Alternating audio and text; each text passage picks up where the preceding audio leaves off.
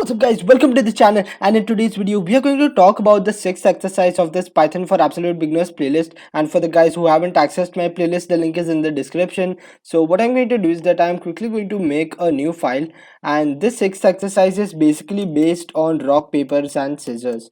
So I'm going to name this file as exercise 6, and after that I'm going to write the heading rock, paper and scissors.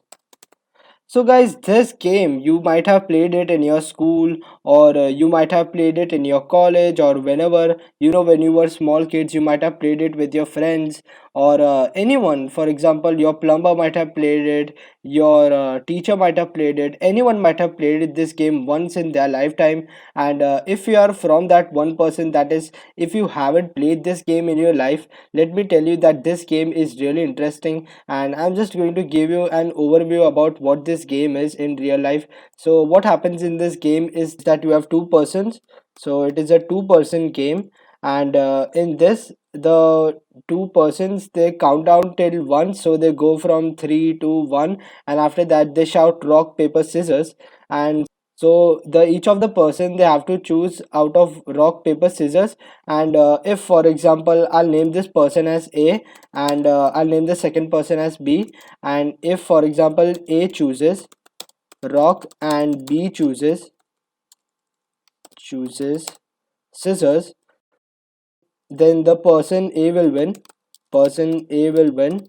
But for example, if A chooses scissors, that is, if A chooses scissors, and for example, if B chooses paper, then the person A will win as well, because as you can see that scissors will cut paper, and whenever rock comes in front of scissors, the scissors won't be able to cut rock and the rock will degrade its sharpness. So the person A will win. And there's the third case where, for example, if the person A, if he chooses paper, and the person B, if he chooses rock, then the person A will win, because I don't know about the logic behind this, but the paper covers the rock, so the person A will win. And this happens for vice versa as well. For example, if the A person chooses rock and B person chooses paper, then person B will win. And this is the same if B chooses that or A chooses this. But for example guys, if A chooses the same thing and B chooses the same, then it's a tie. I'm going to write that right here. So this is basically how the program will go. This is how rock paper scissors is played in real life, and I've just given a small description right here. So this is a small description about the game that we play. And I'm pretty sure that most of the people who are watching this video might have played this game, and this is just for the people who haven't played this game. So in this exercise, what you're going to do is that you're going to make this game in as a program, and you need to use the random module. Now guys, this is a really big hint, that is, you have to use the random module.